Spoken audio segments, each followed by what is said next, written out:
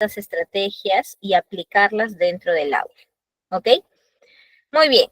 Entonces, el contenido del día de hoy, tenemos la introducción, parte de la importancia, qué es el desarrollo socioemocional, para qué sirve, cuál vendría a ser la influencia, ¿existe alguna teoría que pueda fundamentar este desarrollo socioemocional? Claro que sí, es la teoría ecológica de los sistemas.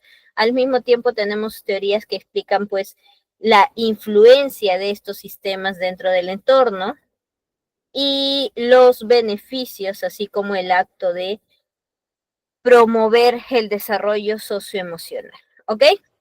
Muy bien. Sabemos que parte de las emociones están involucradas con el ser humano a partir del nacimiento, ¿no? De hecho, hay dos libros, Cerebro masculino y Cerebro femenino, que está escrito por una psiquiatra muy interesante, en donde explica que el cerebro femenino, de alguna manera, el aspecto emocional, está vinculado junto con las personas que le rodean y suele expresar cierta cantidad de emociones a partir del año y medio o 2 años de edad. En la mujer puede acercarse, tocarte el rostro si estás triste, darte un abrazo, porque puede identificar las emociones en los demás, ¿no? A diferencia del varón, ¿no? Donde se muestra mucho más activo, realiza muchas más actividades de juego, ¿sí? Este proceso de desarrollo socioemocional comienza en la infancia y se va desarrollando a través de interacciones que puede tener en el colegio, que puede tener dentro de la familia, en reuniones familiares, dentro de la comunidad, en algún tipo de club y demás. Porque va a acompañar a la persona a lo largo de toda su vida. Abarca pues la capacidad de poder gestionar las emociones. No hablamos de un acto de controlar las emociones, porque las emociones son naturales, las emociones no se pueden controlar, ¿ya? Hablamos de gestionar, el aspecto de conocer cuál es la emoción que tengo para poder gestionarla. Cuando yo puedo identificar que un estudiante está teniendo dificultades en el aspecto de gestión de emociones, cuando se lastima a sí mismo, cuando lastima a los demás o cuando de alguna manera maltrata algún tipo de material mobiliario del colegio, por ejemplo, ¿no? Es importante que ustedes aprendan a identificar. Muchos dicen, no, es que no sabe controlar sus emociones. No es el aspecto de controlar, es el aspecto de gestionar. Y si hablamos de gestión, deben identificar cuáles son los problemas en gestión de emociones. Recuerden que si el estudiante tiene problemas en el proceso de enseñanza-aprendizaje, estos problemas pueden ser académicos, pueden ser emocionales y se pueden reflejar en la conducta, ¿no? Pueden ser conductuales. Pero la acción es consecuencia de algo, ¿sí? Y ese algo puede ser un síntoma netamente, bueno, puede ser consecuencia de algo que el estudiante está sintiendo o no lo está interpretando en base a la realidad. Así que es importante que se reconozca este desarrollo socioemocional. ¿Para qué? Para las habilidades para la vida, el aspecto de reconocer y manejar las emociones, saber cuándo uno se siente feliz, cuándo uno se siente triste. ¿Qué es lo que pasa en la sociedad? En la sociedad a nosotros nos dicen, pero ¿por qué estás triste? Ya no debes estar triste, ¿no? Si algún amigo, alguna amiga te ve triste, te dicen, pero ya no estés triste, como si esa acción dependiera de cada uno de nosotros, ¿no? Entonces, no te enseñan a aceptar la emoción, simplemente te enseñan a decir, no expreses tu emoción, cuando en realidad debe ser lo opuesto, ¿no? El acto de expresar las emociones tiene que ser natural. El acto de establecer relaciones saludables, aprender a tomar decisiones, ser responsables afectivamente, está enfocado en estabilidad para la vida, ¿sí? ¿Esto qué va a permitir? Una mejora en el rendimiento académico. Si se habla acerca de mejora en el rendimiento académico, esta mejora en el rendimiento académico va a permitir que el estudiante pueda concentrarse, pueda aprender a manejar el estrés, resolver conflictos de manera afectiva. ¿Qué es lo que está pasando? Por ejemplo, eh, en el año 2020, justo antes del desarrollo de la pandemia, o bueno, en ese proceso, en el 2021, a nivel nacional, bueno, a nivel en Latinoamérica, se hizo un estudio y se pudo obtener que el 33% de estudiantes aproximadamente, de estudiantes universitarios, si hablamos de educación superior, han desertado educativamente. ¿Por qué? Por su bajo rendimiento académico. Y esto se debía a problemas socioemocionales. La mayoría de ellos tenía dificultades socioemocionales, ¿sí? Si hablamos acerca de esta importancia en distintos ámbitos académicos, el aspecto de aprender a expresar las emociones de alguna forma va a permitir mejorar ese rendimiento académico. Porque si hablamos de esta acción de poder concentrarse, manejar el estrés y resolver conflictos de manera efectiva, ¿qué es lo que refiere pues la UNESCO, ¿no? La UNESCO, de hecho, este año ha publicado que hay un aumento significativo en estudiantes que deciden tomar sus estudios de manera superior, en estudiantes universitarios, ¿sí? Pero ha existido una deserción, pues, también abismal, ¿no?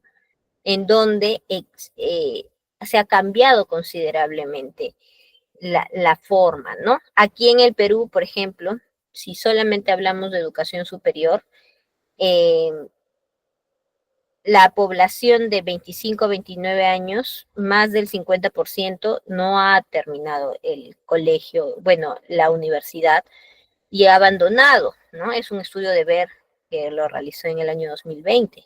Ahora, ¿esta situación ha cambiado? Sí, porque en un estudio realizado, por ejemplo, en Colombia, realizado por Reyes el año pasado, explicó que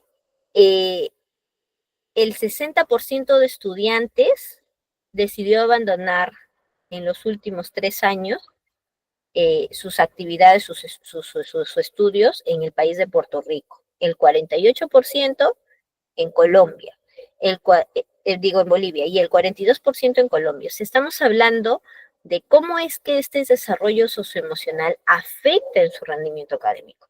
¿Y cuál es la principal causa? Dificultades en la expresión de sus emociones. Así que es importante que ustedes tengan conocimiento de ello. Son unas cifras que se debe considerar como una alerta, ¿no?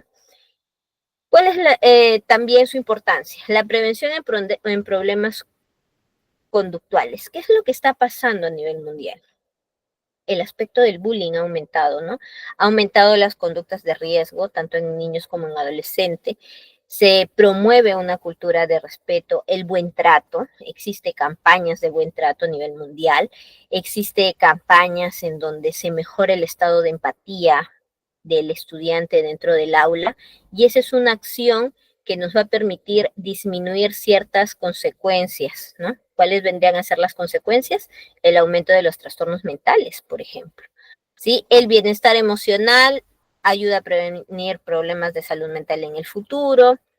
Existen pues competencias sociales para que en un futuro puedan conseguir un buen trabajo hasta cierto punto, pero si hablamos netamente en este periodo de infancia y adolescencia, tenemos pues el trabajo en equipo, comunicación eficaz, el acto de demostrar empatía y pues la resiliencia, que es superar las dificultades y adversidades, ¿no?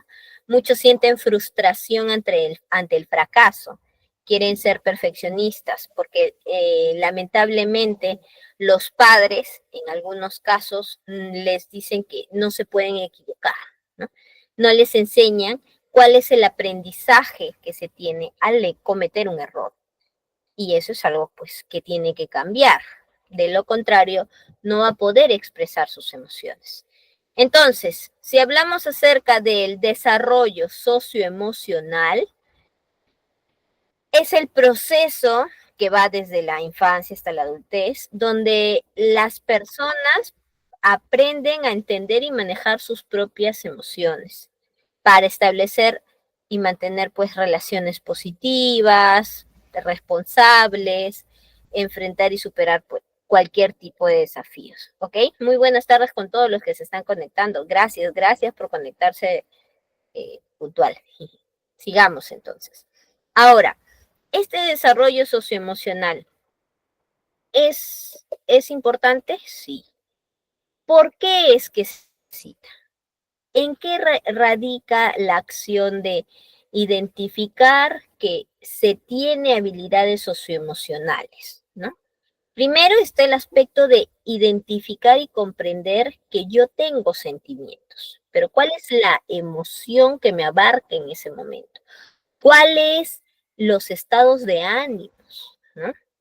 Interpretar y comprender también el estado emocional de otras personas. Está bien que yo identifique mis emociones, pero puedo identificar las emociones en los demás, ¿no? Por ejemplo, aquí en el Perú, en el MINSA, en el Ministerio de Salud, dentro de los establecimientos de salud, se le realiza preguntas al padre de familia, el cuestionario de capacidades y dificultades, y dentro de este cuestionario de capacidades y dificultades, se le pregunta al padre de familia, ¿puede llegar su hijo, identifica las emociones en los demás? Por ejemplo, si ve que alguien se cayó, se acerca a ayudarle. Si está en el aula, se muestra colaborativo con sus docentes y sus compañeros. Eso es un indicador emocional, ¿sí? El aspecto de manejar emociones fuertes y sus expresiones de forma constructiva permite saber, por ejemplo, y aplicar la técnica del tiempo fuera. ¿Cuándo se aplica esta técnica del tiempo fuera? Cuando el estudiante se muestra muy frustrado y está enojado y puede llegar a ser un poco impulsivo, ¿no? El aspecto de perder el control y tratar de golpear cualquier objeto va a hacer que yo pueda lastimar a otros. Entonces tomo mi tiempo fuera. Y parte de este tiempo fuera implica salir del ambiente en donde estoy para poder respirar, ¿no? Y eso lo vamos a aprender en los ejercicios que están en la parte final, ¿ya? Para que ustedes lo puedan, pues, también tener en cuenta, ¿ok? Muy bien. Regular el propio comportamiento, sí, porque la acción, el aspecto de tener una emoción que no se puede gestionar, puede llevar a realizar conductas, ¿no? Pienso, siento, actúo, ¿cierto? Entonces, el aspecto de sentir y no poder controlar las emociones, bueno, no poder gestionar las emociones, implica evidenciar esta impulsividad o esta agresividad en mi conducta, ¿no? En cuántas noticias vemos a nivel mundial en donde las personas declaran y dicen es que lo hice sin pensar, ¿no? Lo agredí sin pensar. Algo se apoderó de mí, ¿cierto? Es por el aspecto de regulación como tal. El desarrollo de la empatía por los demás y establecer y mantener las relaciones. Aquí voy a enfocarme un poquito en el trato humanizado. Últimamente, y es algo que lamentablemente se ve, y posiblemente a ustedes también les ha pasado, este aspecto de trato humanizado se ha perdido, ¿no? Incluso la situación de estar caminando en la calle y que alguien te agreda de manera injustificada o empezar a gritar, a insultarse entre otros, a agredir a los animales, es un trato humanizado, ¿no? La acción se está perdiendo a nivel mundial porque no utilizan estas estrategias socioemocionales, no saben expresar sus emociones y llega un punto en donde se pierde el control. Y cuando se pierde el control, existe una pérdida del control, aquí es donde de alguna forma no se puede llegar a mantener relaciones saludables con los demás, ¿ok? Entonces, ahí es donde se puede, pues, evidenciar dificultades, ¿sí? ¿Y cuál vendría a ser la influencia? La influencia está relacionada con distintos ambientes. Primero, en cuanto a la salud mental y bienestar, disminuye considerablemente los problemas de salud mental, como la depresión y la ansiedad, ¿sí? Recordemos que estos dos trastornos eh, han aumentado considerablemente, ¿no?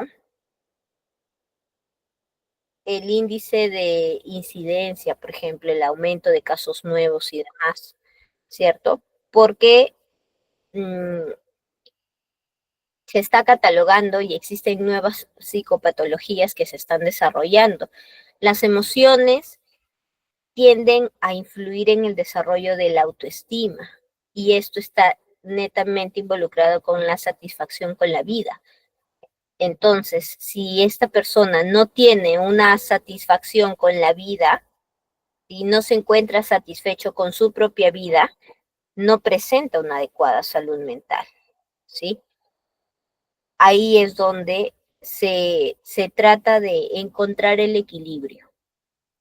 Las relaciones interpersonales disminuyen, si es que no existe pues el desarrollo socioemocional, el aspecto de comunicación efectiva, la comunicación y el mensaje que se tiene por ese estilo de comunicación se va perdiendo y la acción de perder la comunicación, la acción de perder el sentido de una conversación hace que estas relaciones interpersonales no sean saludables, ¿no?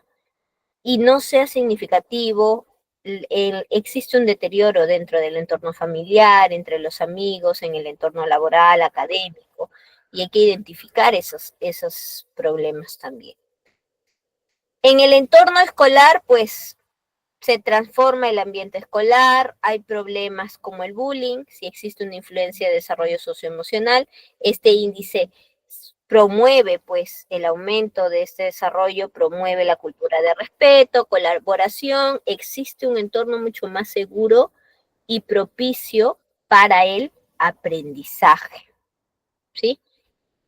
Finalmente, pues, el manejo del estrés. Cuando uno habla de estrés, muchos piensan que es dolor de cabeza y ya, ¿no? Ah, ya, no, está renegando, es que está estresado. No, en realidad, el manejo del estrés puede ser, se puede evidenciar dentro dentro de las reacciones fisiológicas. Por ejemplo, hay algunos que empiezan con el tic en el ojo, estrés. Otros empiezan con dolores de cuello, dolores de espalda, dolores en las muñecas, tienen dificultades para desayunar, almorzar, cenar, se les va el apetito, aumenta su apetito, también o cambia sus horarios de comida, ¿sí? El estado de sueño presenta una disminución en su estado de sueño, no puede dormir, son las 2 de la mañana y recién se está acostando y se tiene que despertar temprano, entonces su estado de sueño se altera o todo el día está cansado, ¿sí? Existen problemas estomacales, existen problemas con la garganta, por ejemplo. En este caso, cuando es un problema emocional, lo primero, eso lo saben la mayoría de psicólogos, lo primero que, la primera dificultad o la primera evidencia es el dolor de garganta. Cuando una persona no puede expresar bien sus emociones, no sabe manejar bien su propia realidad con el medio, se enferma de la garganta.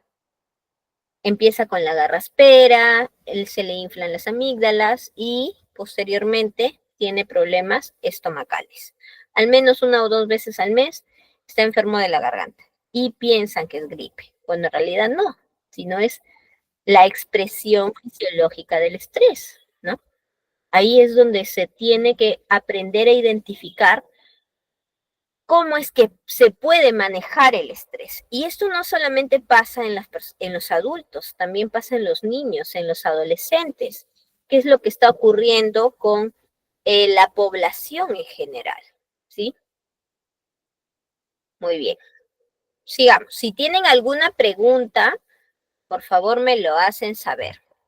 Poco a poco vamos a ir, les voy a brindar más información de la precisa para que ustedes tengan conocimiento de lo que se debe hacer. Porque es importante que tengan la teoría, pero también es importante que aprendan a conocer sobre, pues, la práctica. ¿Sí? Muy bien. Ahora, ¿qué dice la teoría ecológica de los sistemas? Esta teoría se decide considerar aquí en la presentación porque es importante que ustedes aprendan a identificar su propio medio, ¿no? Si hablamos del microsistema, el microsistema es el individuo, ¿ya? El microsistema, de alguna forma, es la persona, ¿ok? Ese es el microsistema, ¿sí? Ahora, ¿cada persona es un microsistema? Sí. Por ejemplo, tus padres es un microsistema, ¿no? Tu vecino es un microsistema.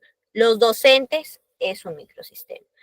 Tu compañero de trabajo es un microsistema. O sea, cada uno es su propio microsistema.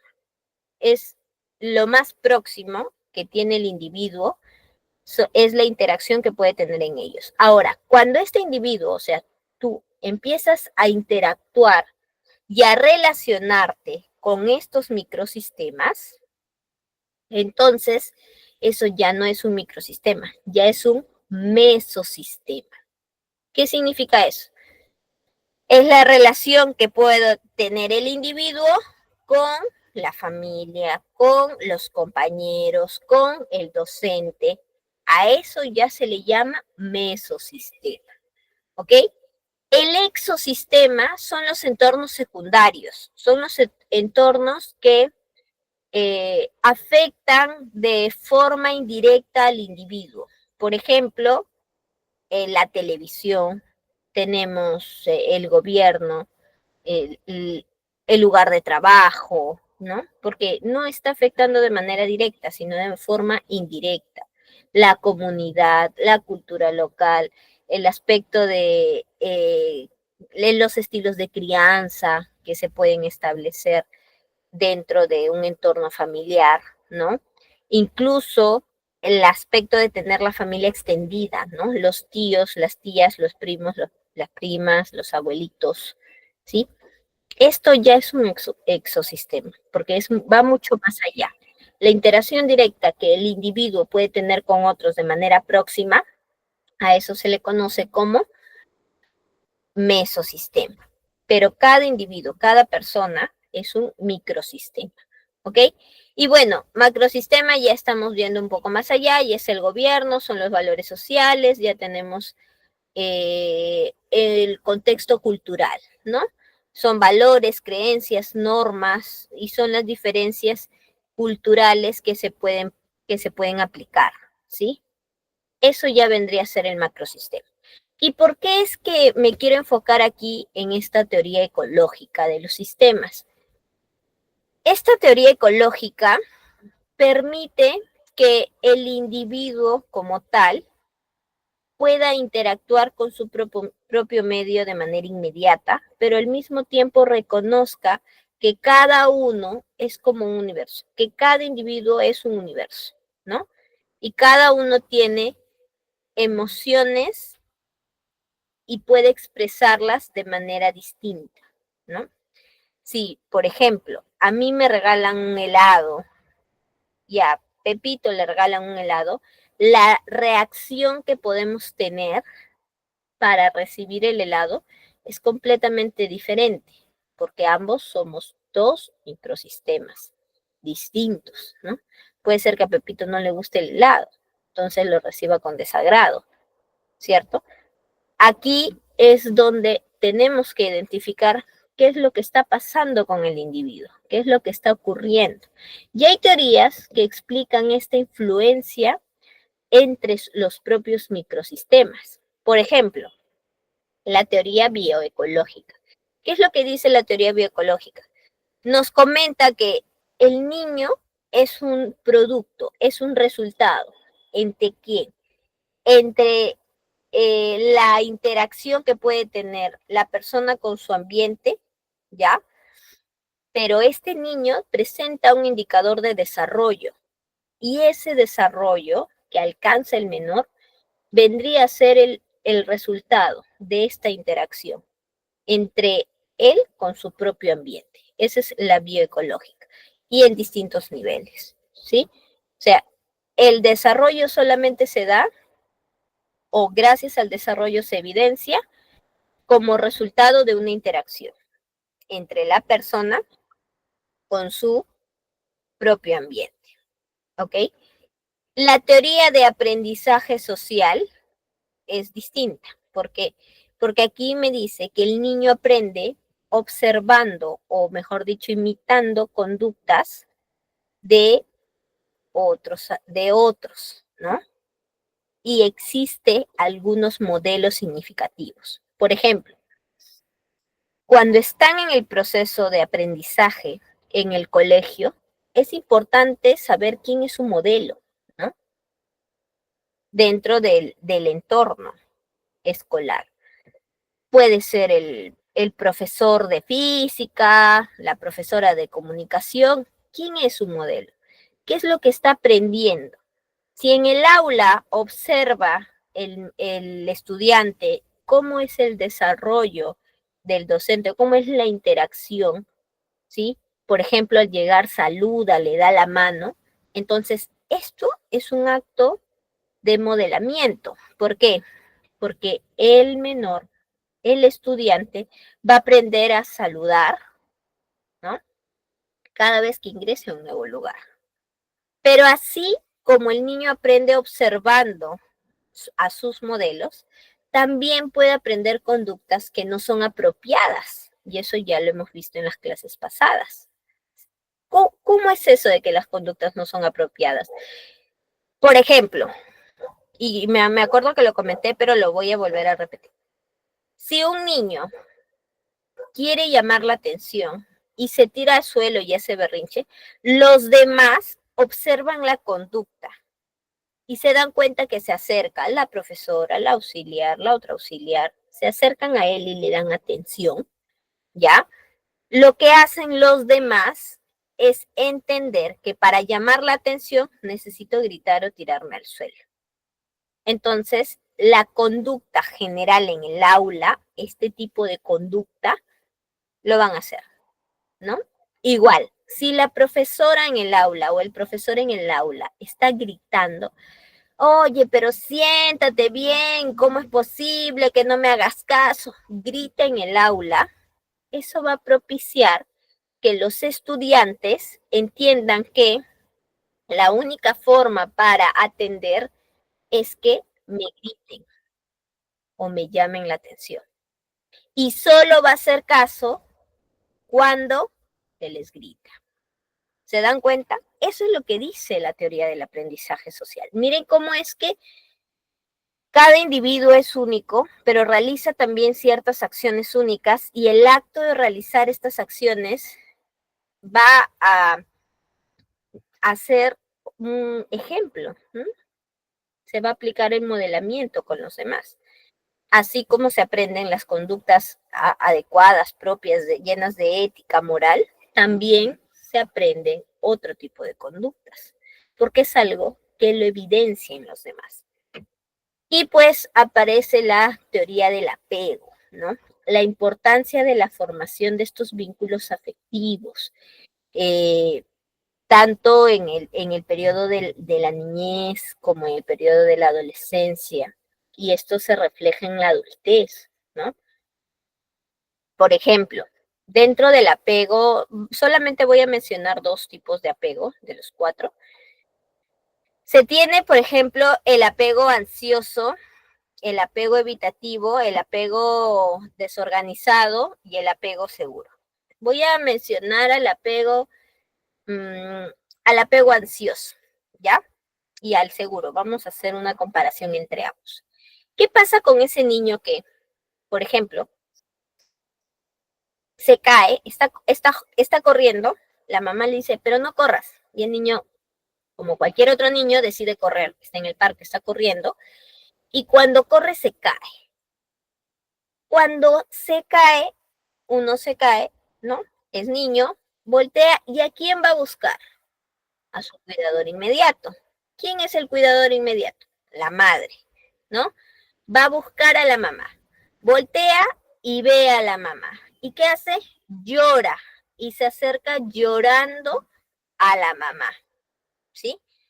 ¿Qué es lo que haría la mamá y generaría un apego ansioso? La mamá le llama la atención, le grita, pero yo te dije que no corras, ya ves, ya te caíste.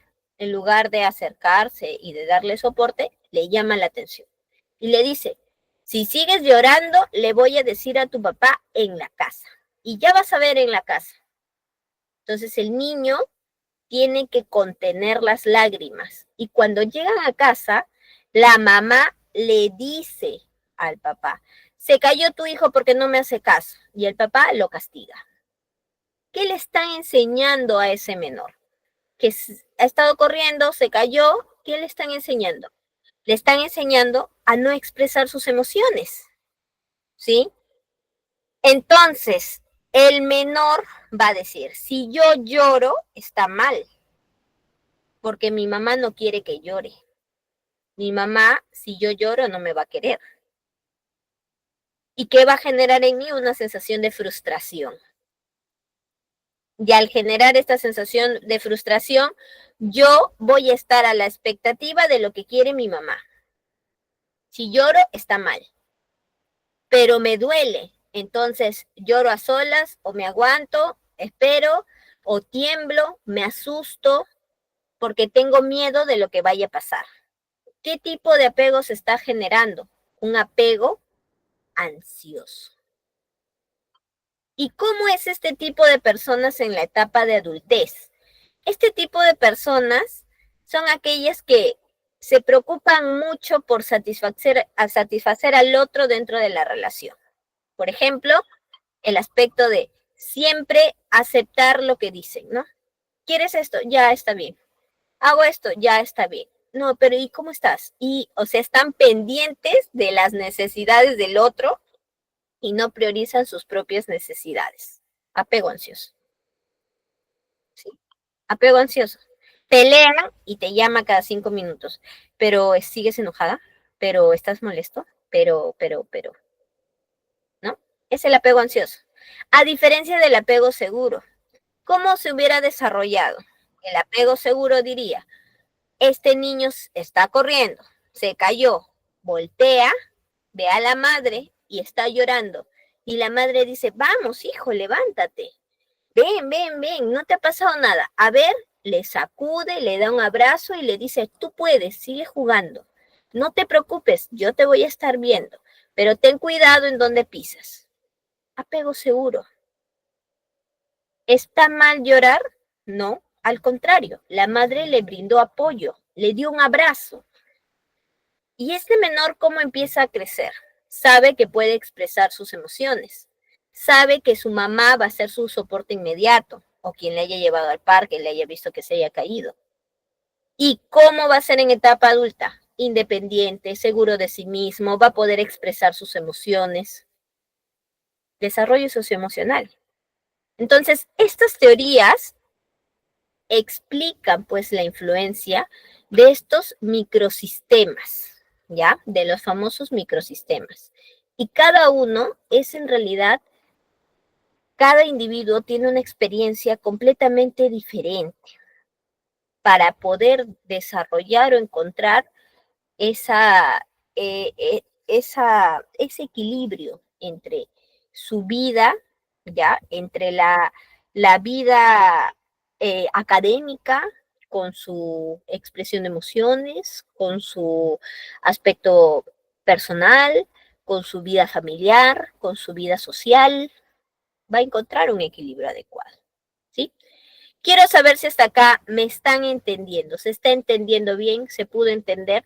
Ojo, solamente hice un ejemplo bien práctico ya acerca del apego. Hablar del apego es realmente un poquito más extenso, ¿no? Pero si hablamos de desarrollo socioemocional, el más peligroso vendría a ser ese apego ansioso, ¿no? Existe otro tipo de apego que sería el evitativo y el desorganizado, y es importante que, pues, por curiosidad científica lo estén buscando, ¿no?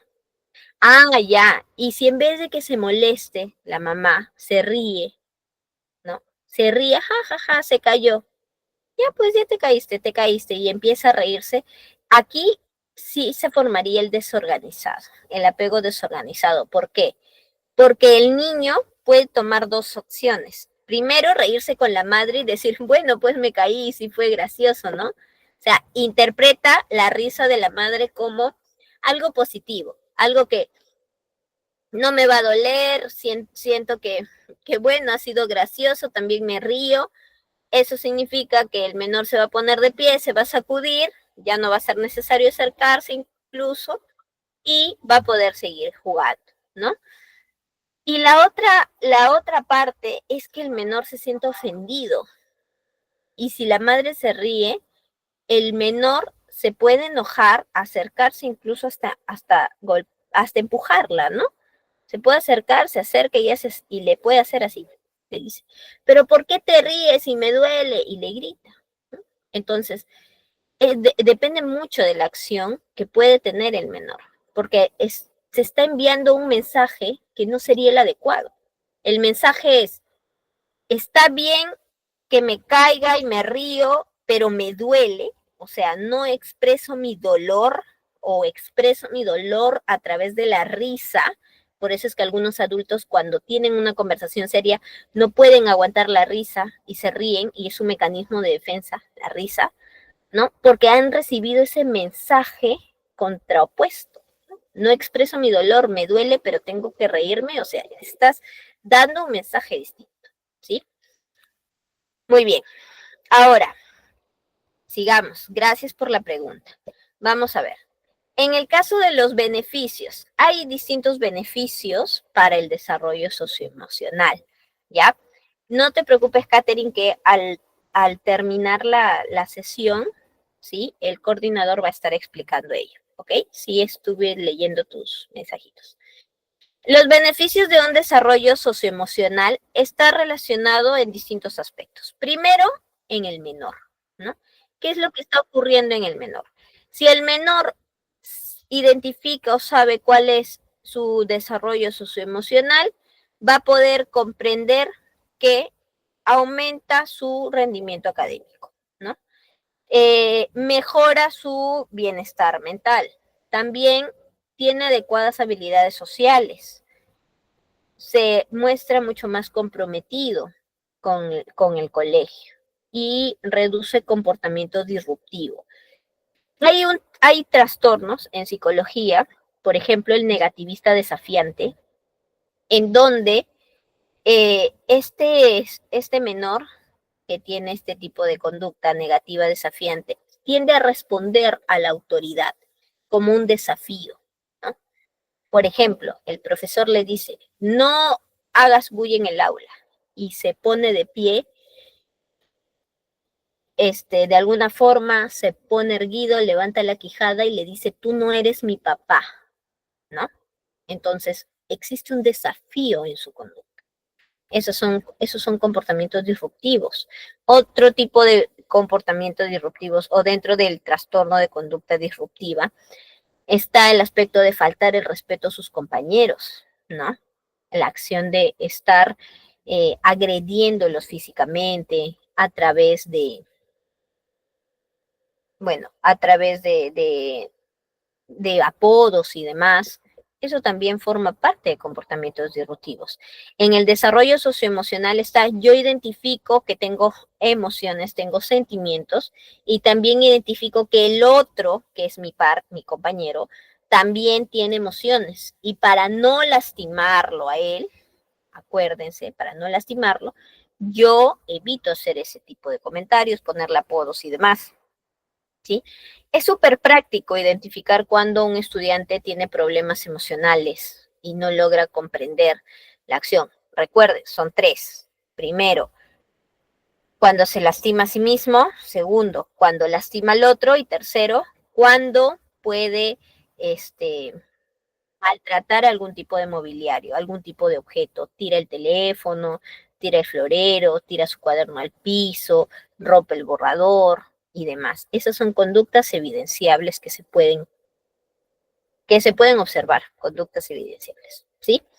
Ahora, a ver, interesante lo que me dice Abigail antes de pasar en los docentes. Me pregunta, ¿qué pego será cuando el niño se cae, no ve a nadie cerca y se levanta solo y continúa?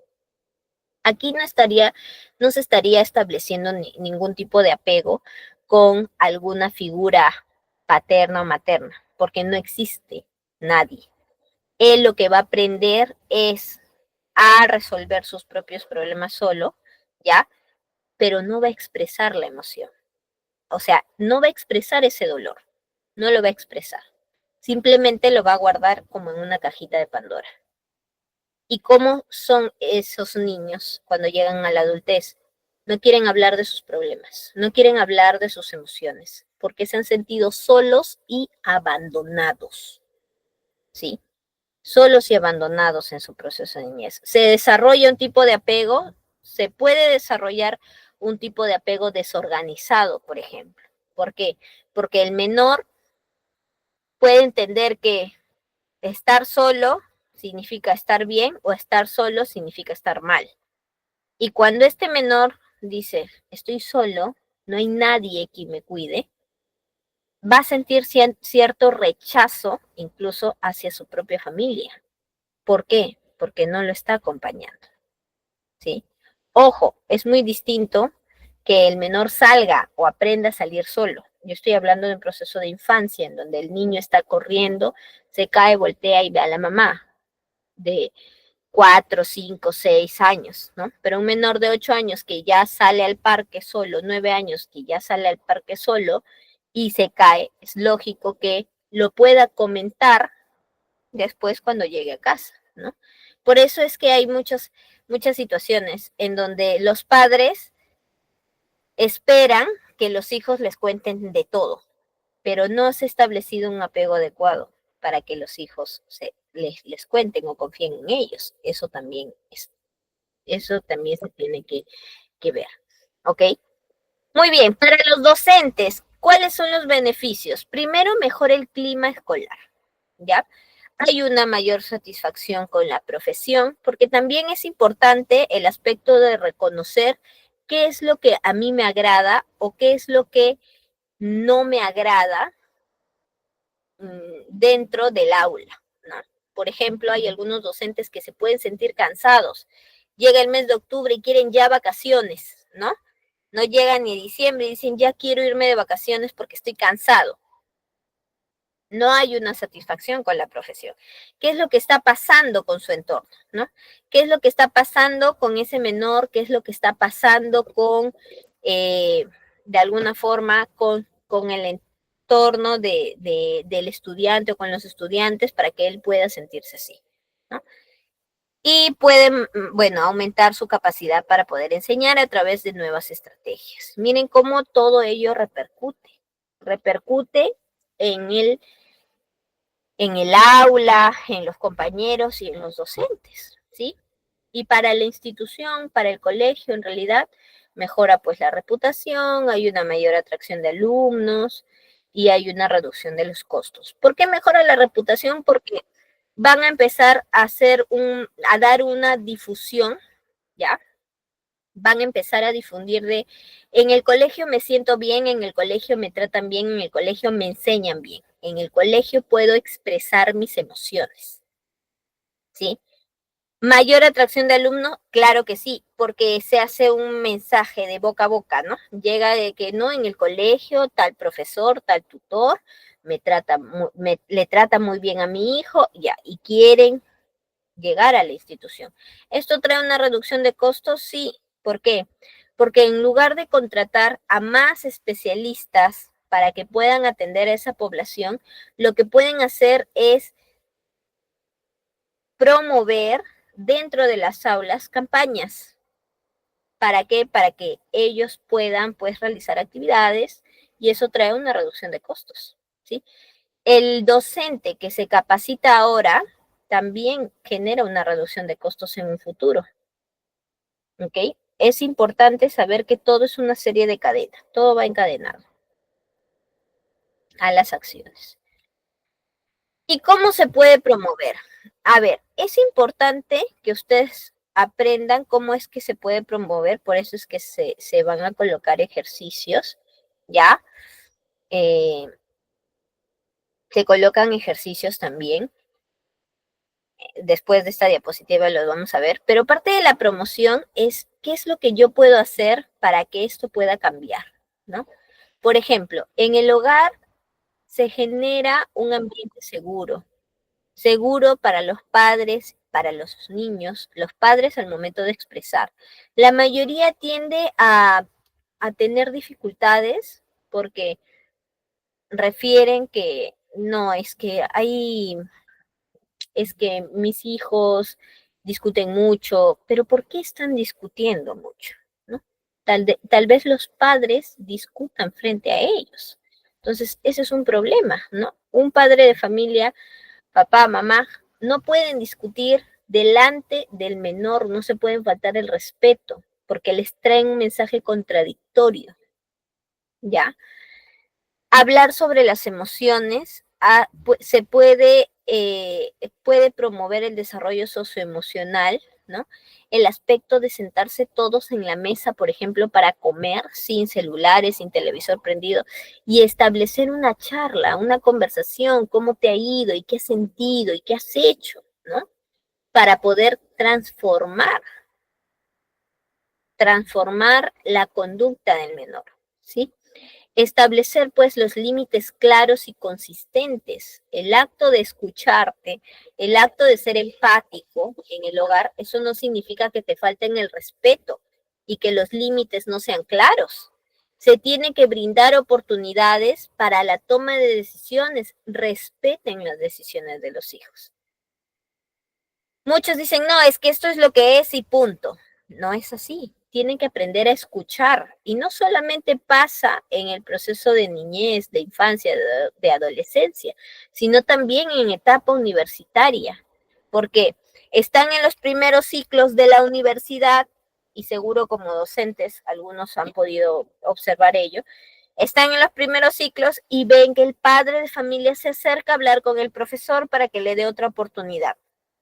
No dejan que sea responsable en sus propias acciones, ¿no? Entonces, hay que tratar de darles oportunidades, que sean responsables en sus decisiones. Esto va a modelar comportamientos positivos, ¿sí? Y bueno, en el colegio, si hablamos de estudiantes de educación básica, implementar pues un enfoque de aprendizaje socioemocional en el aula, crear un ambiente pues positivo y seguro. ¿Y cómo se podría enseñar habilidades explícitamente? El acto de respetar, ¿no?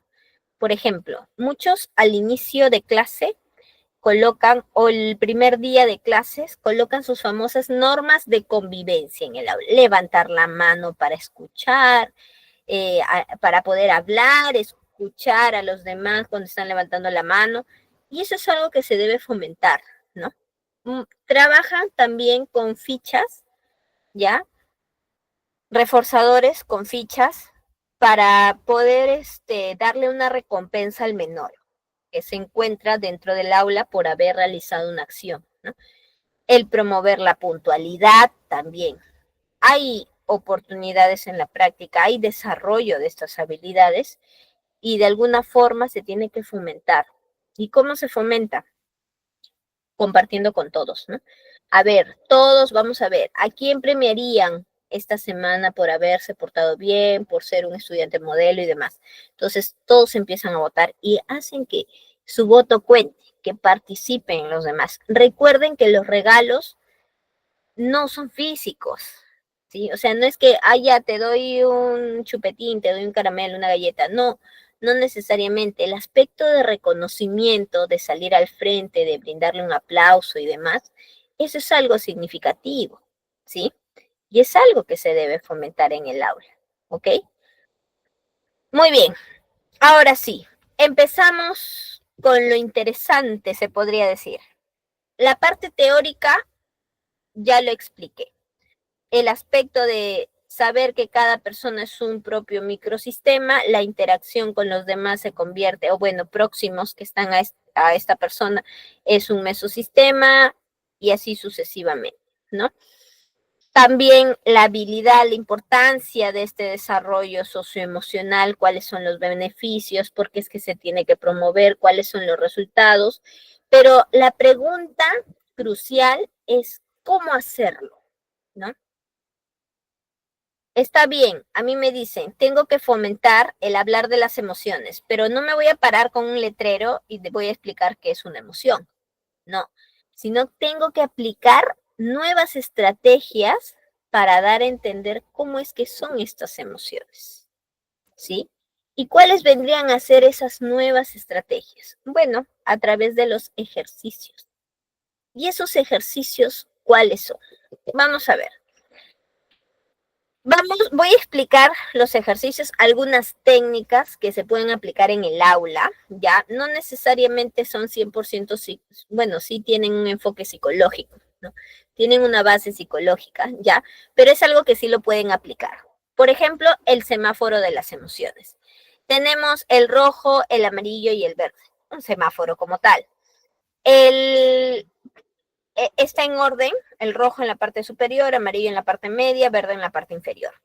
Conforme se está sintiendo el estudiante, puede transformar y cambiar su propio estado de ánimo. Hay algunos que lo colocan incluso acá con una pegatina en el pecho, ¿ya? Pero son solo las tres figuras, las tres imágenes, se colocan en el aula, ¿no? Entonces, el menor, si se siente feliz, lo que va a hacer es agarrar la carita verde y se lo pone en el pecho, porque está identificándose con esta carita verde, ¿no?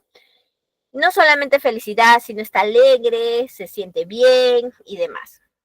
Si se muestra calmado, si tal vez no, no quiere expresar ninguna emoción o simplemente puede decir, ¿cómo te sientes? Normal, entonces agarra la amarilla, ¿no? Deja la verde y se coloca en el pecho la amarilla, ¿sí? Finalmente, si se siente triste, si se siente frustrado, entonces deja la amarilla y agarra la roja. Esto se puede dar durante todo el día, por ejemplo. Si cada estudiante tiene su propio semáforo, se acerca a su semáforo, deja el sticker, la pegatina, la carita y las intercambia en el momento del día, ¿sí? Entonces, el docente puede observar que ellos mismos han elegido una emoción y cómo es que pueden interactuar con los demás a través de esa emoción. Miren qué interesante, ¿no? El semáforo de las emociones, ¿sí?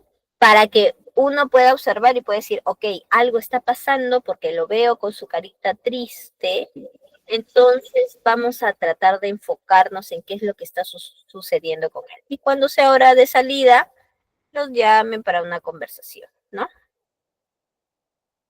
La mímica de las emociones. En la mímica de emociones es es como una dinámica de acción que requiere unos 2 o 3 minutos, ¿ya? Como antes de empezar la clase o al terminar, haces que todos se pongan de pie y que elijan o puedes trabajarlo en grupo, ¿no? Donde o de manera individual todos al mismo tiempo. Tienen que representar la emoción con su rostro o con su cuerpo, ¿no?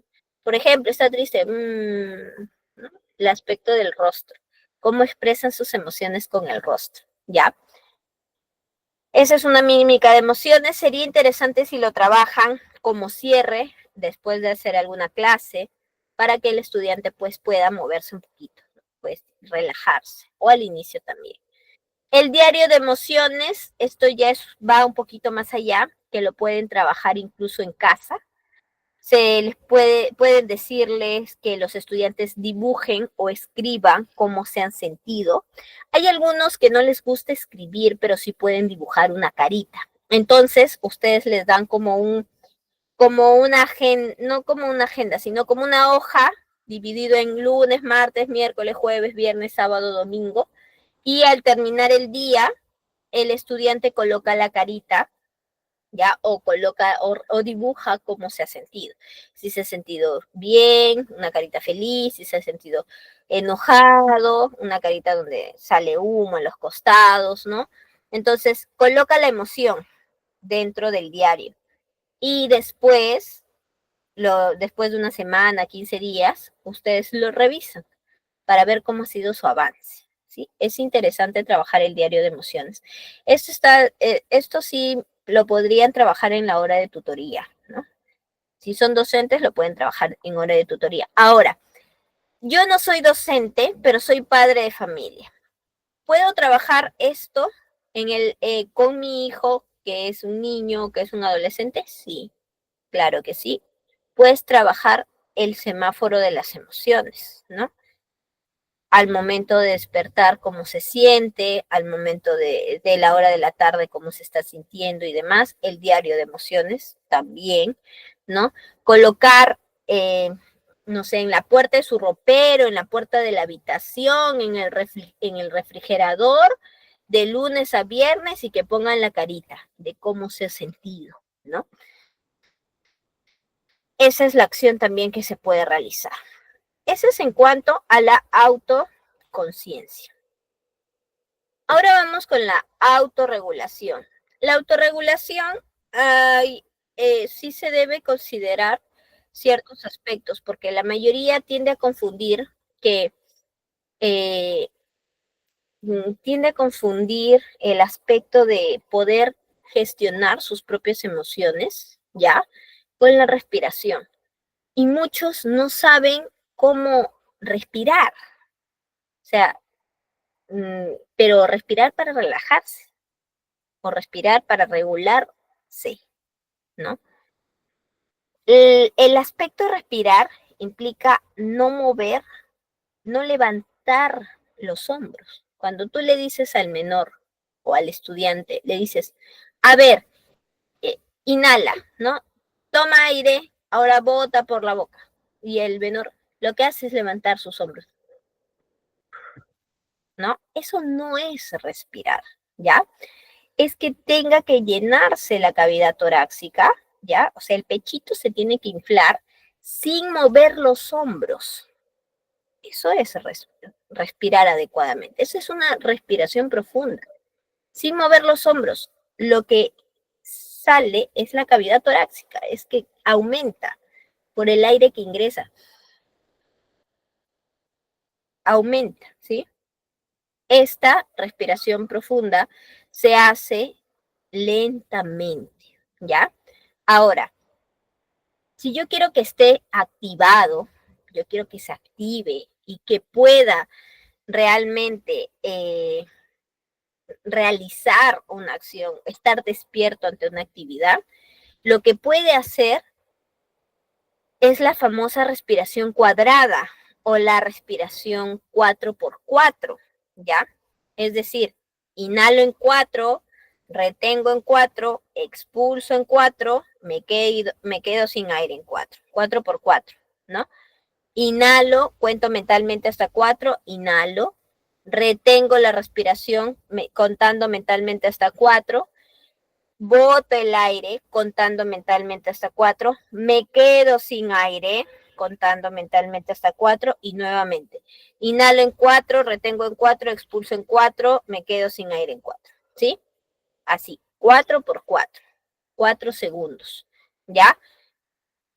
Acá va a permitir un estado de relajación, pero al mismo tiempo un estado de activación.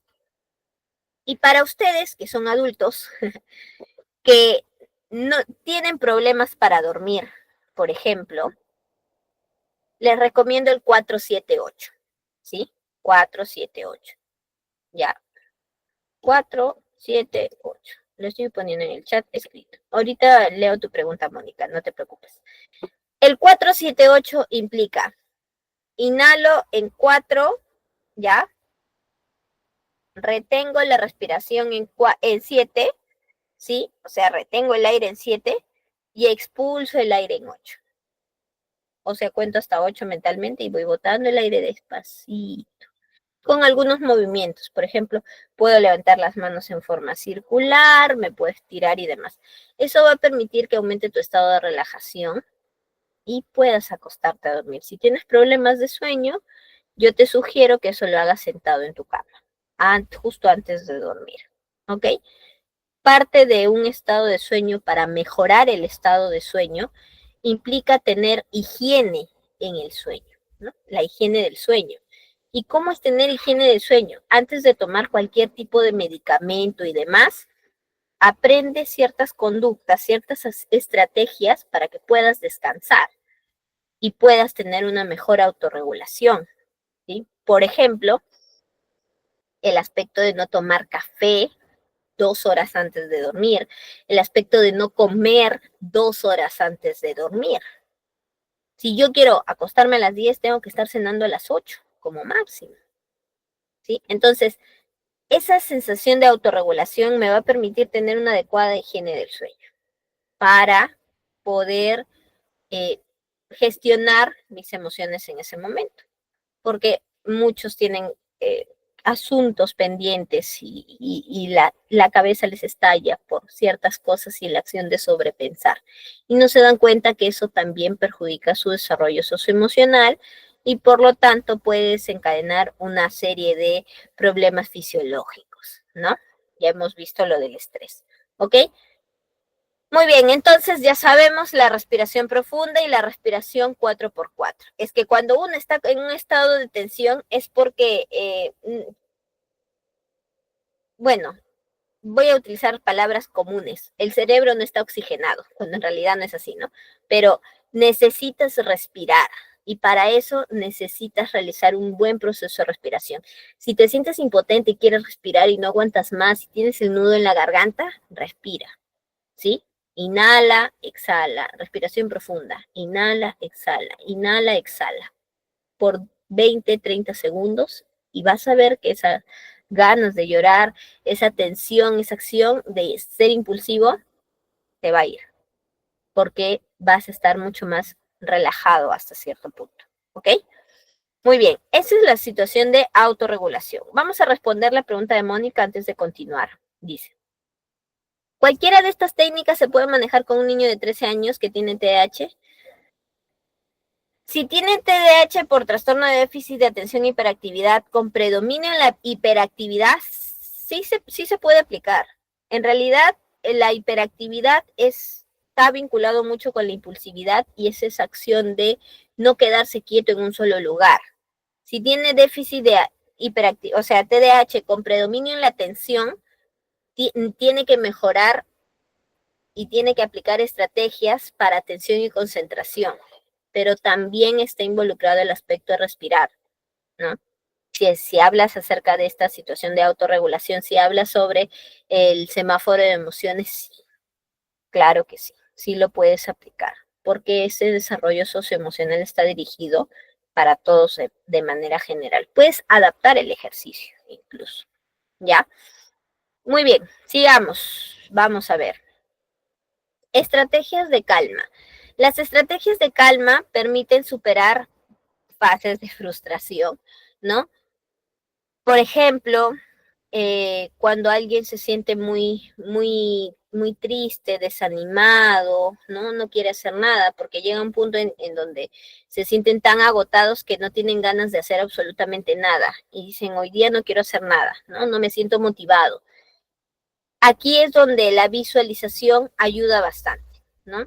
Donde tienes que cerrar los ojos y a través de la respiración te ponen una música suave y te hacen pensar o haces que el estudiante imagine un lugar tranquilo, un lugar feliz. ¿Cuándo fue la última vez que sonreíste, no? Y le haces esa pregunta. ¿Cuándo fue la última vez que te abrazaron? ¿Cuándo fue la última vez que te dijeron te quiero? ¿Cuándo fue la última vez que tu papá o tu mamá te dijo, wow, hijo, eres lo máximo? ¿Cuándo ha sido? ¿No? Visualización. Empiezan a imaginar ese lugar tranquilo, feliz, para que superen ese momento de frustración. ¿Ok? También las afirmaciones positivas, ¿no? Positivas para sí mismo. Yo soy importante, yo estoy tranquilo, yo puedo controlarme, yo no soy más, o sea, se podría decir, yo soy único, yo no soy, no sé, no soy un mal estudiante. Hay afirmaciones positivas que se tienen que repetir, ¿no? Incluso ustedes lo pueden hacer mirándose al espejo, ¿no? Yo soy hermoso, yo soy puntual, yo soy respetuoso. Te lo dices a ti, ¿sí? Afirmaciones positivas para poder establecer un proceso de calma. Por ejemplo, ven una discusión en el aula, observan que dos estudiantes se quieren pelear, ¿no? Los separan y haces que, momento, pero él empezó, espérate, así haya empezado él, tú puedes controlarte, yo puedo controlar, ok, respira profundo, ¿no? Y haces un cambio de dinámica, puedes hacer respiración profunda con estrategias para la calma al mismo tiempo, ¿no? Al mismo tiempo se pueden aplicar las técnicas. El manejo del tiempo, así como se ha trabajado incluso con la técnica del pomodoro, que se habló en la sesión pasada, esto va a permitir que primero el establecimiento de metas, el separar la actividad de manera general por partes, ¿no? Por partes. A ver, hoy día tenemos que aprender a dibujar un muñeco. Ok, primero hacemos la cabeza. Pausa activa de 1 minuto. Seguimos. Ahora el cuerpo. Pausa activa de 1 minuto. Después las extremidades. Pausa activa de 1 minuto, ¿no? O sea, se establecen, bueno, es un ejemplo, pero se establecen metas pequeñas para llegar a la meta, el objetivo final, ¿no? Eso lo podríamos emplear incluso con la división de tareas grandes en tareas más pequeñas, ¿sí? Para que puedan ser mucho más manejables en su propia realidad, ¿ok? Eso es lo que nos va a permitir, pues, aprender a estructurar los tiempos, ¿ya? La empatía, a ver, sigamos con la empatía. ¿Cómo se puede realizar o cómo se puede fortalecer esta empatía? Muy bien, esa sensación de ponerse en el lugar de los otros estudiantes es una actividad pero de perspectiva, ¿sí? ¿Por qué? Porque aquí se puede trabajar incluso con zapatos de colores. He visto que una docente, en lugar de poner ponte en mis zapatos, colocó ponte en mi carrito. Me pareció interesante porque cambió un poquito la dinámica, pero el fondo es el mismo. Y el ponte en mi carrito es que todos venían con un carrito y los estudiantes venían dentro de ese carrito, ¿ya? Y lo que hacían era, decían cambio, ¿no? Los ponían en parejas y tenían que cambiarse de carrito. O sea, se colocaban en el carrito del otro y tenían que imitar cómo es que veía al otro, ¿no? Y mencionaban, hoy día lo vi un poco triste, por eso puse mi carita triste. Ay, ¿por qué estás triste? Le tenía que preguntar, ¿no? Entonces, esta acción de ponte en mis zapatos puede cambiarse, puede modificarse, pero eh, ahí es donde mm, se tiene que adecuar en base a la edad. Me parece muy práctico la actividad de la empatía. Las adivinanzas también. Aquí el estudiante puede escribir una situación y tienen que los demás descubrir cómo se sienten, ¿no? A través de una fábula, un cuento también, pero tienen que contar algo, narrar algo breve y decir, ya adivina cuál es esa emoción, ¿sí? ¿Cuál es esa emoción que se está empleando? Para que los demás puedan decir, ah, esa emoción es tal, al unísono, ¿no? Y si ves que hay respuestas variadas, tratar de dar la respuesta correcta y explicar por qué. es importante el explicar por qué, para que los demás, para que los estudiantes puedan reconocer y decir, ah, estoy recibiendo mala información, entonces no era así. Ahí es donde se cambia la perspectiva, ¿ya? Y pues las actividades de servicio a la comunidad. ¿Por qué? Porque estas actividades de servicio a la comunidad va a permitir el desarrollo de la empatía, ¿sí? Por ejemplo, ahora por fechas de Navidad, algunos han armado sus canastas navideñas y han salido y han regalado la canasta a otros, ¿no? Han ido a un centro de adulto mayor y han regalado canastas, han regalado ropa, han ido a lugares vulnerables y han regalado juguetes, ¿no? Todo ello está enfocado en actividades de servicio. Ustedes tal vez hasta lo hayan practicado, ¿no? Es importante que esto también se fomente. Hasta acá, ¿cómo vamos? ¿Alguna pregunta?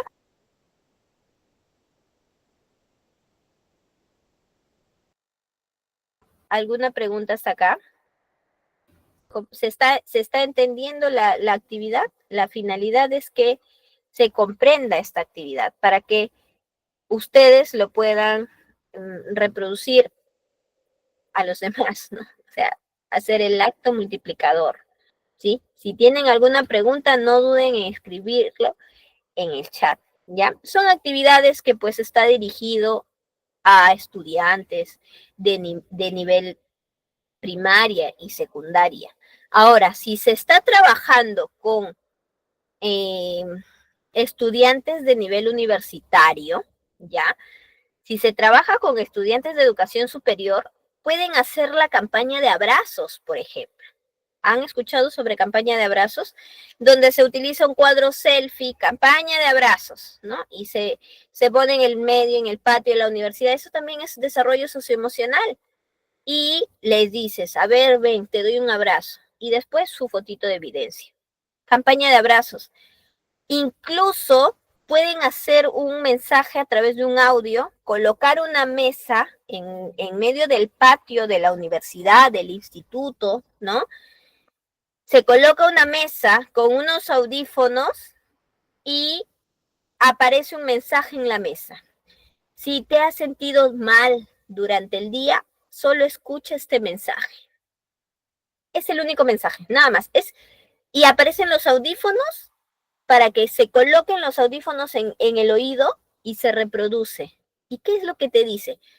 Las palabras positivas, ¿no? Sé que te ha ido mal, pero necesitas avanzar porque estás aquí por tus propios méritos, ¿no? Eres un estudiante universitario, estás bien en tu carrera, da lo mejor de ti y vas a ver cómo vas a transformar el estado emocional de esa persona en algo completamente distinto, ¿sí? Y eso no es terapia, ojo, son actividades que ustedes pueden desarrollar sin ser psicólogos, porque son estrategias para los demás. Si estamos hablando de estudiantes de educación superior, es algo que se puede hacer. Hay muchas estrategias que se pueden utilizar, incluso entre docentes, ¿no? ¿Cómo es eso entre docentes? Entre docentes puedes utilizar primero una pelotita y que uno agarre una bolsa, así como un versus, ¿no? En una fila que todos estén con una pelota y en la otra fila que todos estén con una bolsita. ¿Ya? Ok, ahora lanzan la pelota para que entre la bolsita. ¿Entró? Sí. Ahora ya no le des una pelotita, dale 3 a cada uno. Y lánzalas al mismo tiempo. ¿Entrarán? Así son las emociones y las palabras, las acciones también, ¿no? Si uno se siente frustrado y recibe una orden, lo va a cumplir, pero si recibe 3, 4, 5 órdenes y palabras por aquí, palabras por allá, no hay comunicación, no se genera un proceso de empatía, entonces no va a poder llegar al objetivo. ¿Y cuál es el objetivo? Que la pelotita entre a la bolsa, ¿sí? Hay muchas acciones que ustedes pueden realizar, como les repito, como parte de esta, pues, dinámica, ¿sí? Y esa empatía también está involucrada con qué? con la resolución de conflictos, ¿ya? La comunicación. Por ejemplo, esto es para fomentar las habilidades sociales. En las habilidades sociales tenemos la comunicación. En la comunicación es el yo mensajes, ¿no? Aprenden a expresar sus emociones utilizando yo mensajes, ¿sí? O sea, es como escribirse a sí mismo, ¿ya? Se escriben, si están tristes, que se escriban como una carta, lo cierran y después de una semana le entregan la carta y le dicen, ahora léelo. ¡Ah! ¡Wow! Así me sentí. Sí, estaba muy triste, pero algunos no van a reconocer realmente que ellos lo hayan escrito.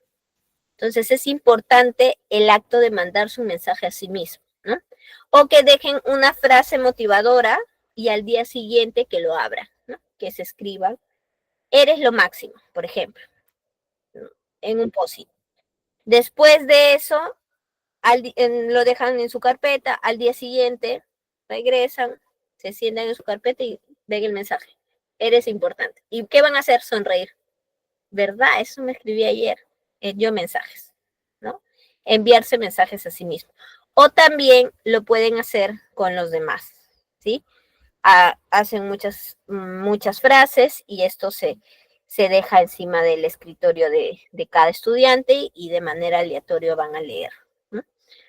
La escucha activa, aprenden a escuchar atentamente sin interrumpir. Los errores dentro del proceso de comunicación está en la acción de interrumpir. Interrumpir un mensaje, interrumpir una comunicación. Por ejemplo, si mi compañero está mal porque ha sacado 0, yo no le puedo decir, pero yo me saqué 20. No, porque tu compañero está pasando por un proceso de tristeza o qué sé yo, de frustración porque ha tenido mala nota en el examen. Entonces tienes que darle tiempo para escucharlo. No te involucres, simplemente escucha, ¿sí? Esa es una, pero al momento de escuchar es prestar atención a lo que se dice. Incluso eso no solamente pasa en niños, también en adultos, ¿no? Porque uno empieza a hablar de una cosa y el otro también se involucra en la conversación y hablan de otra cosa, ¿no? Y empiezan con a mí me ha pasado, ya, no, es que tienen que priorizar a la persona que está hablando para poder entender su mensaje, ¿ok? La resolución de conflictos. Bueno, en la resolución de conflictos, primero aprender a identificar cuál es el problema, ¿sí? Porque muchos no comprenden cuál es el problema. A ver, ¿por qué estás enojado? No, es que, pero ¿por qué te has enojado? Ya, ok, identificamos el problema. ¿Se puede solucionar? ¿Cómo se podría solucionar? Que te dé alternativas de solución. Y finalmente, llegar a un acuerdo entre las partes, ¿sí? Si estamos hablando de niños, pueden utilizar títeres con caritas felices, con caritas tristes, con carita enojada, para que los demás puedan decir, ya, pero él tiene que hacer esto, ¿no? Pueden participar también. Y al momento de participar, se genera una solución de conflictos. Y finalmente tenemos pues el trabajo en equipo. Este trabajo en equipo es un juego de cooperación para que puedan alcanzar un objetivo, ¿no? Por ejemplo, yo utilizo bastante lo que es la búsqueda del tesoro, en donde coloco a estudiantes en grupos, en equipos, y tienen que buscar qué es lo que se ha escondido, ¿no? Y, por ejemplo, si está, vamos a suponer, si está en el árbol. Entonces, ¿cómo puedo llegar al árbol, no? Algunos traen cargando una mesa y le ponen una silla, llegan al árbol, otros hacen como una torre, ¿no? Entonces es un trabajo en equipo, obviamente que es bajo supervisión y eso se da a cierta edad, ¿no? Pero es necesario que ustedes apliquen estos juegos de cooperación para que los estudiantes puedan identificar realmente sus propias habilidades sociales y puedan potenciar estas habilidades sociales, porque es crucial para su desarrollo. ¿Ok? Muy bien, muy bien. Vamos a ver, espero que estas estrategias les hayan servido. Antes de esto, justo para, antes de realizar las preguntas y responder las preguntas que pueden colocar en el chat, vamos a ver un video. Este video me parece interesante porque es una de las películas que ha sido más, que es de influencia positiva, que sirve para identificar las emociones y demás. ¿Ok? Vamos a ver.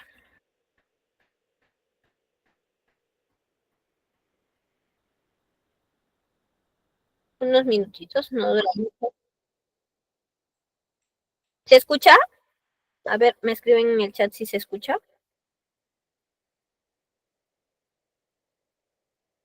No, ya. Ok. Entonces, no hay problema, no hay problema. Vamos a dejar de compartir y lo vamos a compartir nuevamente. Ya.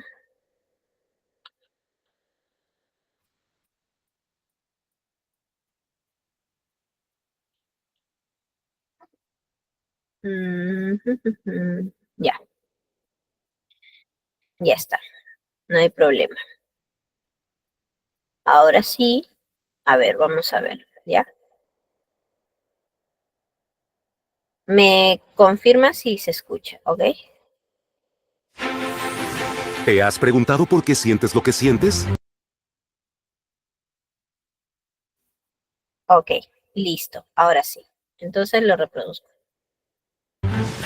Pues conoce a tus emociones. Cuando las cosas salen mal, Furia está presente. Él es Furia. Se asegurará que el mundo sepa que Furia está al mando.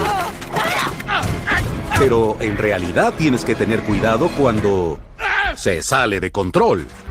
Cuando algo inesperado te mira de frente, Temor está ahí para tu seguridad. Con rapidez y sabiduría, Temor evalúa la situación y calma tus nervios. A su manera muy especial. Todo en orden. Gracias, Temor. Cuando todo en tu vida está en buen camino, es cuando Alegría está al mando. Ella es Alegría. Con un espíritu imparable y una energía invencible, Alegría te hace sonreír y... ¿A quién le importa? ¡A celebrar! A veces las cosas se ponen sucias. Ahí es cuando Desagrado toma el mando. Ella es Desagrado. Ya sea para aconsejarte en tu vida social o en los pequeños desastres, Desagrado está para... Bueno... Un momento. Cuando las cosas te desaniman, ahí es cuando Tristeza toma el mando. Ella es Tristeza. Con un toque cariñoso y un corazón gentil, Tristeza entra en acción para dejarte... Dije, Tristeza entra en acción. ¿Tristeza? Oh, Tristeza. Conoce a todas tus emociones en Intensamente.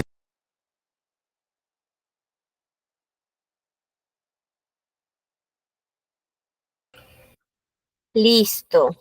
Muy bien. Entonces, videos cortos también nos sirven para que el estudiante pueda identificar pues cuáles son las emociones y demás. Dependiendo mucho del rango de la edad, ¿no? En este caso, este video está dirigido más para niños, ¿no? De nivel primaria. Incluso también lo pueden hacer en nivel secundaria. Pero todo va a depender de la estrategia y la metodología que ustedes utilicen. Al finalizar, lo que sí les recomiendo de forma crucial es que puedan aplicar su escalera de la metacognición con los estudiantes de cualquier nivel, ¿sí? El aspecto de preguntar qué es lo que se ha aprendido, de cómo es que lo ha aprendido, para qué es que le está sirviendo la información y en qué otras ocasiones se puede, pues, utilizar esa información. ¿Por qué? Porque te va a servir para que puedas comprender cuál es la parte significativa de tu clase o del mensaje que has tratado de proporcionar. ¿Ok? Entonces, esa escalera de la metacognición, después de aplicar las estrategias, es fundamental, ¿no? Si quieres aplicar, por ejemplo, la estrategia de la respiración, ok, me parece perfecto. ¿Y cómo te has sentido? Después de aprender a respirar adecuadamente, realizar una respiración profunda, una respiración 4x4, ¿cómo te has sentido? ¿No? En la resolución de conflictos, ¿qué es lo que has aprendido después de este conflicto que se ha desarrollado con los compañeros, ¿no? Entonces, es importante que se aplique esta escalera de la metacognición, no importa la edad, para que puedas llegar a los estudiantes, para que puedas saber cuál ha sido la percepción en cuanto a la clase que tú has desarrollado. ¿Ok? ¿Sí? Muy bien, y hablando de la escalera de la metacognición, vamos a aplicar la escalera de la metacognición aquí, en el aula, ya que estamos conectados de forma virtual. Pueden colocar sus preguntas en el chat, ¿ya? O pueden colocar cuál es la estrategia que más les ha gustado, cuál es la estrategia que desean aplicar, cuál ha sido el aspecto más significativo para ti durante la clase. Bueno, durante la sesión del día de hoy, ¿no? Si es importante, no es importante para ti poder aplicarlo o en dónde lo aplicarías, ¿sí? Porque muchos dicen, me parece interesante, pero no sé cómo aplicarlo, no sé cómo llegar, me falta ese toque o quiero hacerlo conmigo, ¿sí? Lo que yo te sugiero es que primero lo apliques en tu vida diaria, primero lo apliques en ti, para que generes un cambio en ti. Porque si tú recomiendas hacer algo, la mejor recomendación es cuando tú ya has pasado por ese proceso y vas a saber si es que a ti te funciona. Por ejemplo, la acción de respirar posiblemente para mí no me sirva, ¿no? Ay, respirar, ya respiré y no me calmo. Entonces tengo que buscar otras estrategias, ¿sí? El acto de manejar los sentidos, por ejemplo, la acción de los sentidos también nos puede ayudar a mejorar este desarrollo socioemocional, ¿sí? Muy bien, a ver, los leo. Los leo en estos dos últimos minutos. Ajá, muy bien. Ajá, la técnica de ponte mis zapatos, pero modificándolo. Interesante, sí, muy bien, Rosa. Sería interesante que lo modifiques y ya nos cuentas para ver cómo te va. El yo mensaje, muy bien, Mireia. A veces esas palabras positivas de autoaceptación recibiéndolas de ti o de alguien más hace que transformemos nuestra percepción de la vida, ¿no? El autoconocimiento, muy bien. El diario de emociones, estupendo, Mónica. Aplícalo contigo, haz los cambios que creas necesarios para que a ti te sirva y lo puedas aplicar a otros, ¿no? Bueno, Rubí, el conocer las emociones y cómo saber controlarlas es crucial para la vida. Muy bien. El semáforo de las emociones, muy bien, Ileana. Interesante este cambio, ¿no? Porque permite que el estudiante también identifique que no solamente es estar bien o tener una carita feliz durante todo el día, sino que esa carita puede transformar y puede cambiarse a lo largo del día, ¿sí? El autoconocimiento, eh, claro, claro, estoy de acuerdo contigo, Pilar, que primero es practicarlo contigo y luego practicar o bueno, ponerlo en práctica con los estudiantes, ¿no? Con los estudiantes de manera general. Muy bien, muy bien, muy bien. Entonces, ya siendo las 7:30 de la noche, muchísimas gracias a todos los que se han conectado. Vamos a ver si el coordinador está por ahí. Muchas gracias a todos los que se han conectado y han estado pendientes de las